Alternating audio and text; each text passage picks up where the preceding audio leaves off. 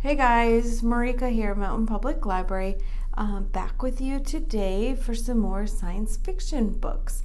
The first book that I have for you today is a graphic novel, and it is Zeta the Space Girl, and this is by Ben Hatke. So, first off, Zeta isn't like the most original graphic novel, but it does what it does, and it does it wonderfully. The pictures are wonderful, the story's wonderful, Zeta is absolutely wonderful. So this story is about Zeta and her friend Joseph, and something falls out of the sky. They see something fall out of the sky, and so of course they have to go investigate what it was.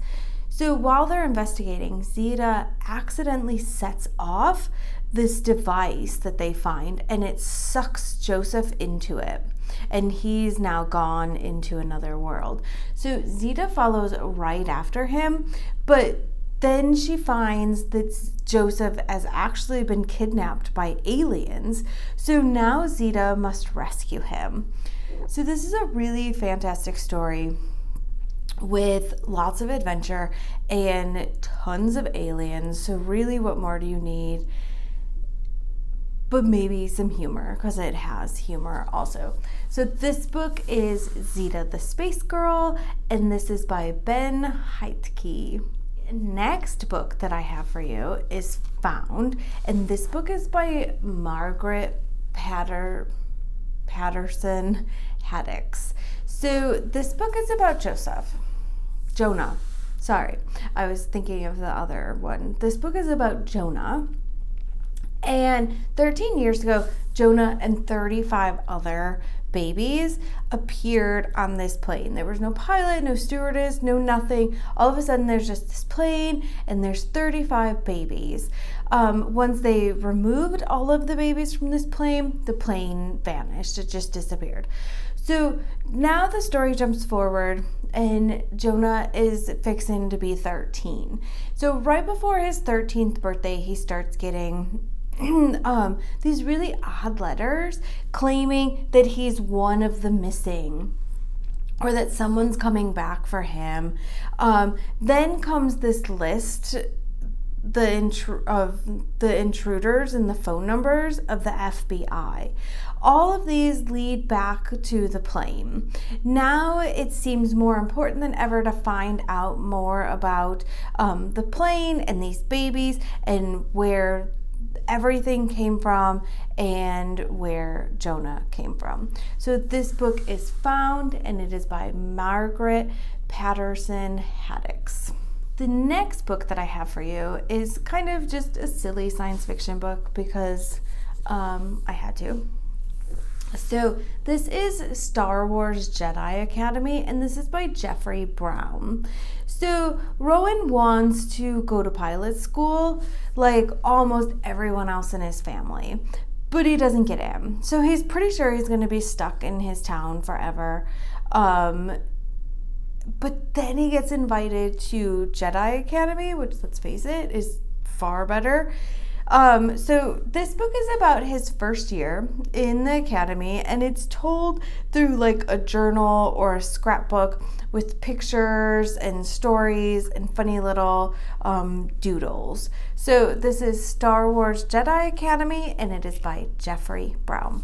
The last book that I have for you today is called George's Secret Key to the Universe, and this book is by Lucy and Stephen Hawkins.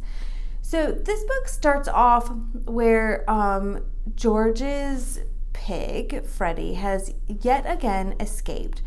And George cannot let his parents know that Freddie has escaped, because they're very fed up with this.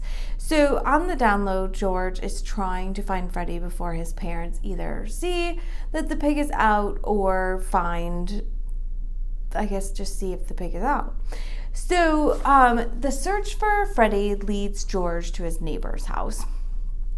And while he's searching his neighbor's house, he sees that Freddie is there, and Freddie is happily just like lopping up this grape soda. And George notices that the person that gave Freddie the grape soda is this rather kind of odd girl named Annie. And Annie happens to be his neighbor who he's never seen before. So Annie has a dad, lives with her dad, and her dad's name is Eric. And Eric is this really, really nice scientist guy.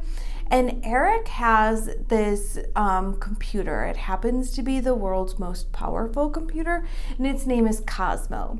Now, Cosmo can do everything that a normal computer can do, but this computer can also open up doors in space. So it's pretty amazing. So George is like very, very like enthralled with this computer because his parents don't let him have any sort of technology. They're very anti-technology. They believe that technology is evil and bad for you. And so George is just like so excited that not only are his neighbors as cool as they are, but that his neighbor has this huge computer. So the next day, George finds himself back at the neighbor's house, and Annie decides to take him on a little trip in space via Cosmos. So George has the very best time and does all of this super amazing radical stuff while he's in space, and he's like the happiest he's ever been until they get back. When they get back, Eric, Annie's dad, is not too happy with them at all. He can't believe that they have used Cosmos and gone out into space by themselves. So George is pretty upset by this because he really needs Eric to not be mad at him, because he has decided he needs Eric's help with his science fair project. Because if George wins the science fair, he will get a computer, and his parents have never have sworn to never buy him a computer because they're so anti-tech. So he's hoping he'll win this competition, he'll get a computer, and then his parents will see that it's not all that bad. So he needs Eric's help. Then while all of this is going on, there is this really like evil plot that's happening against Eric, and they want to take down Eric and steal Cosmos. So there's a lot going on, but it's just a really, really funny book about space, but then it also touches on our personal responsibilities, not only to ourselves and our friends, but the environment and the world around us. So this is George's Secret Key to the Universe, and this is by Lucy and Stephen Hawkins. There's my 4 choices for this week. All of them do happen to be series, so there are multiples of them, and hopefully 1 or 4 of them piqued up your interest and you would like to read them. I will be back next week with another science fiction video, so we will see you then. Bye!